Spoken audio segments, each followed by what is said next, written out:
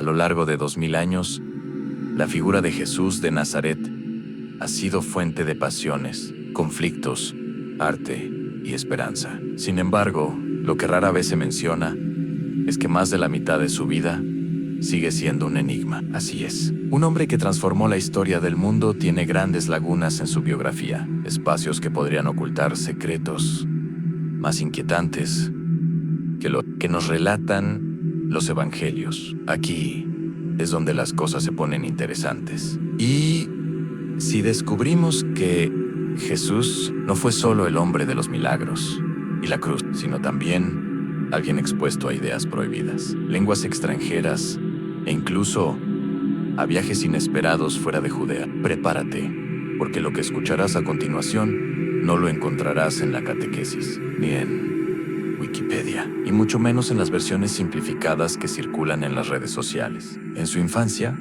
apenas hay información, solo unos párrafos que generan más preguntas que respuestas. Pero piensa en esto. En las excavaciones en la ciudad de Séforis han mostrado que cuando Jesús era niño, esa ciudad estaba llena de comerciantes griegos, teatros al aire libre y rituales helenísticos. Imagínate al pequeño Jesús caminando entre ruinas donde se recitaban poemas de Homero, donde cada mercado era un verdadero crisol cultural. ¿De verdad crees que ese niño solo aprendió a manejar un martillo? Algunos investigadores creen que su habilidad para contar parábolas, para captar la atención de miles con una sola historia, pudo haber surgido de allí, escuchando a actores que recitaban tragedias y a comerciantes que usaban metáforas para vender sus productos. Si esto es cierto, Jesús no solo fue educado en la tradición judía, sino también en el arte griego de la persuasión. ¿Te imaginas?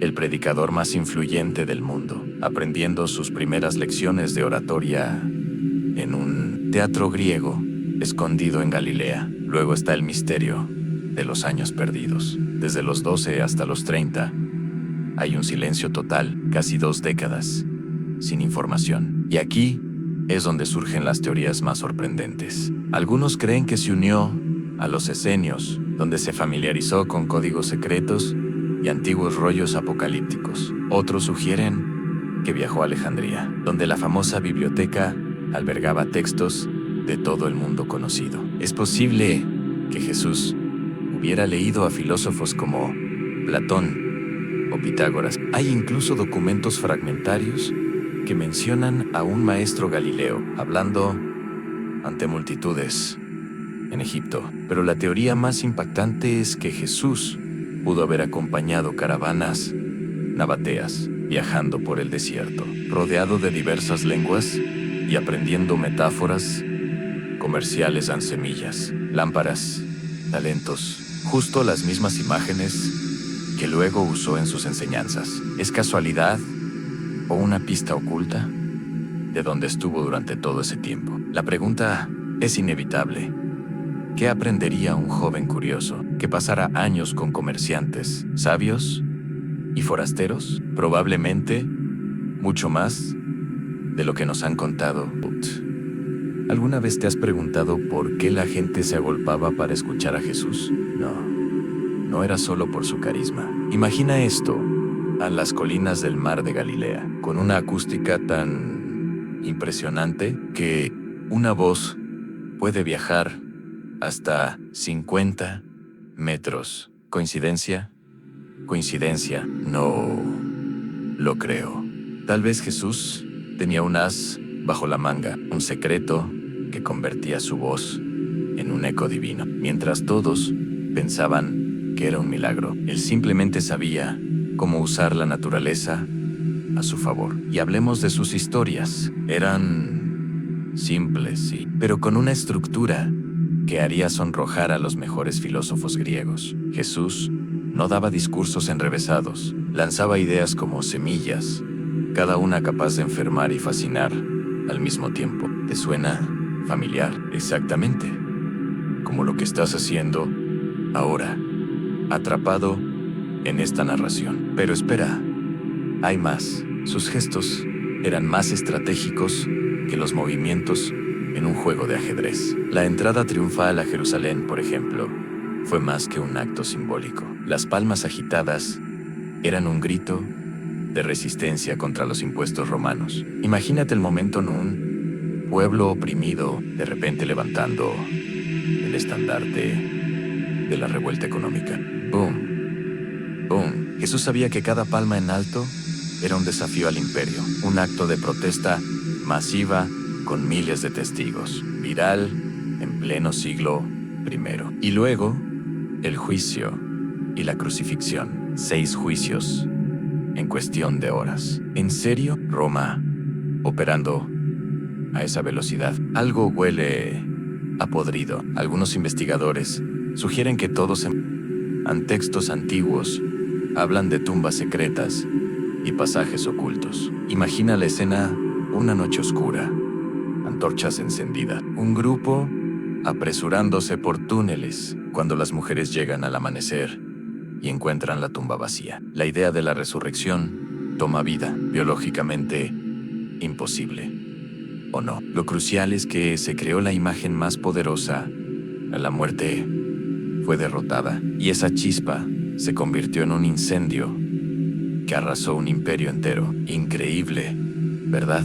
Pero, espera, la historia no termina ahí. En la lejana costa atlántica, antiguas leyendas susurran sobre un hombre santo que llegó del este en una extraña barca de piedra. Durante generaciones lo veneraron, dejando su huella en canciones y grabados. Hoy, muchos piensan que estas historias se refieren al apóstol Santiago, pero ¿y si detrás de ellas hay migraciones más intrigantes? Estudios genéticos recientes han revelado linajes inusuales en las aldeas pesqueras de Galicia y Bretaña, linajes que coinciden con poblaciones del Levante. ¿Podría ser que la familia de Jesús cruzara mares en secreto? Aún no lo sabemos.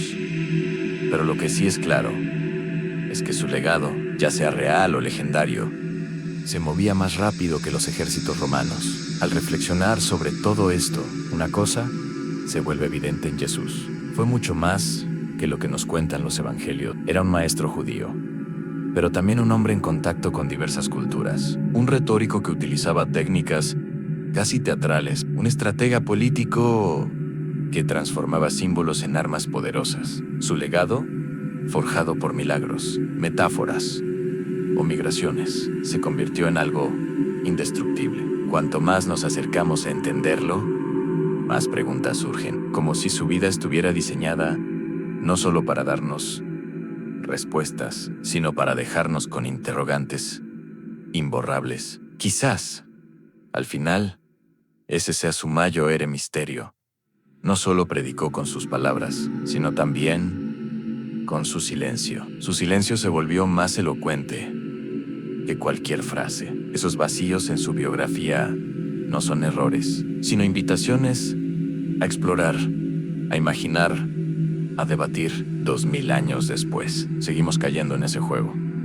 Hablar de él es abrir un expediente sin cierre. Y tú, que has llegado hasta aquí, ahora lo sabes, en los huecos de su historia podría estar la verdadera razón de nuestra obsesión con su nombre. Porque Jesús no fue solo un maestro, ni solo un símbolo, sino un misterio inmortal que ni la historia ni la fe han logrado encerrar. Y tal vez, en secreto, ese sea su más grande milagro. ¿Qué pasaría si el verdadero mensaje detrás de la historia de Jesús no estuviera en los hechos cronológicos, ni en dónde estuvo, ni en cómo murió, sino en cómo su relato actúa como un espejo que refleja lo que cada uno de nosotros necesita ver? Imagina esto: a quienes anhelaban esperanza, les ofreció resurrección; a quienes buscaban justicia, les brindó rebelión; a los que deseaban sabiduría, les dejó parábolas;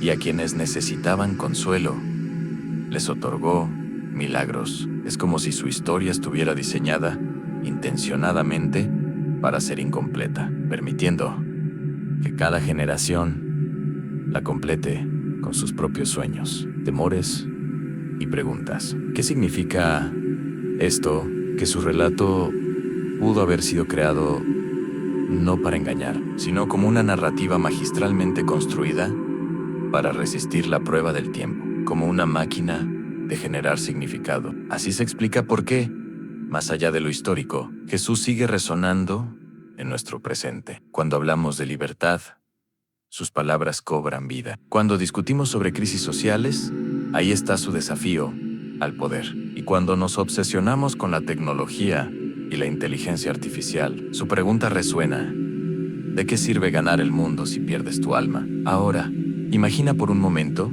que todo esto no fue casualidad, que había un plan más grande en juego. Podría ser que esos huecos, esos silencios y contradicciones fueran parte de un guión original, una estrategia para que cada nueva generación crea que está descubriendo algo nuevo, manteniendo así viva la historia. Si es así, entonces Jesús no fue solo un maestro o profeta, fue el protagonista de la narrativa más asombrosa jamás contada, con giros inesperados desde el siglo I. Y aquí va una idea aún más provocadora. ¿Y si lo que llamamos milagro no fue un evento sobrenatural, sino un experimento social que ocurre cuando tomas un grupo de personas desesperadas y les haces creer que forman parte de algo divino y inmortal? El resultado es imparable. Ni torturas, ni cárceles, ni imperios pudieron detener esa convicción. En otras palabras, el verdadero prodigio pudo haber sido psicológico, transformar la mente colectiva para volverla invencible. Mira a tu alrededor hoy, seguimos compartiendo memes, videos y símbolos que viajan por el planeta en cuestión de horas. ¿No te parece inquietante que hace 2000 años alguien hizo exactamente lo mismo, pero sin internet, sin teléfonos, sin prensa? Un solo hombre sembró un mensaje que se propagó de boca en boca, de pergamino en pergamino, alterando la historia del mundo. Si eso no es ser visionario, ¿qué lo es? Quizás lo más desconcertante de todo es esto.